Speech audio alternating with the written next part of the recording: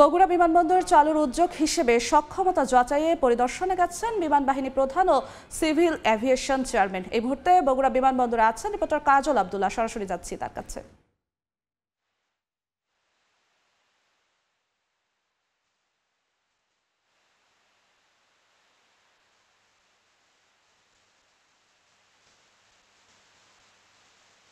সেক্ষেত্রে বলা যাবে যে আজকে প্রাথমিকভাবে তারা কীটনাশক বিতরণের বৈঠক শুরু করবেন এবং বিমানবন্দরের গ্রামের সক্ষমতা যাচাই থেকে শুরু করে এখানে সার্বিকভাবে ল্যান্ডিং সিস্টেম সব টেকনিক্যাল বিষয়গুলো রয়েছে।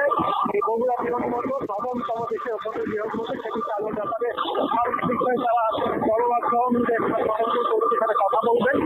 এর মধ্যে বিমানবন্দর কবে চালু হবে যে সক্ষমতা সেটি কিন্তু জানা যাবে। বাকিভাবে যদি বলি যে এই বিমানবন্দরকে 1987 সালে প্রাথমিকভাবে উদ্যোগ নেওয়া হয় এবং 2005 সালে সার্বিক কার্যক্রম শুরু করে কিন্তু বাংলাদেশ বিমান বাহিনী। যদি বলি যে বিমানবন্দরটি 1987 সালে প্রাথমিকভাবে উদ্যোগ নেওয়া হয় এবং 2005 সালে সার্বিক কার্যক্রম শুরুর পরে কিন্তু বাংলাদেশ বিমান বাহিনী তারা নিয়ন্ত্রণে নেয় এবং তাদের বলা চলে তাদের যে স্কুল ট্রেনিং সিস্টেম সেটি কিন্তু তারা চালু রাখে এবং বলা চলে যে শিল্প এবং কৃষি নির্ভর চালু হয় যে সেটি কিন্তু অনেকাংশে কয়েক গুণ ভাবে বৃদ্ধি পাবে এবং যাত্রী সেবা যদি শুরু হয় বিমানবন্দর থেকে সেটিও কিন্তু বলা চলে যে এই শুধু বগুড়া নয়, বগুড়া, নওগাঁ, জয়পুরহাট, নাটোর এবং এই পাশে গাইবান্ধা এবং যদি বলে যে রংপুরে বিমানবন্দর থাকা সত্ত্বেও রংপুরে অনেক সময় সিট ক্যাপাসিটি কিংবা সক্ষমতা না থাকা সত্ত্বেও সেই যাত্রী এবং নাটোর এবং রাজশাহী যারা যাত্রী তারাও কিন্তু এই বিমানবন্দর চালু হলে সেই সহায়তা পাবে।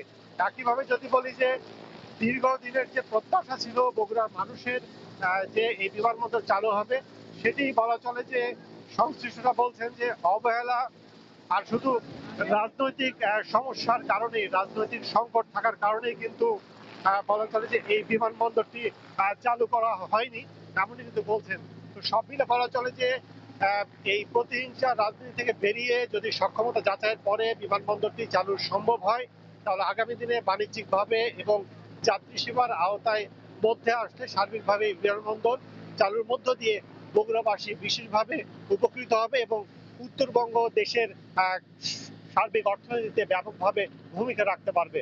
তো আমার কাছে এই ছিল বগুড়া বিমানবন্দর থেকে সবশেষ। সরাসরি যুক্ত হয়েছিলেন সহকর্মী কাজল আব্দুল্লাহ।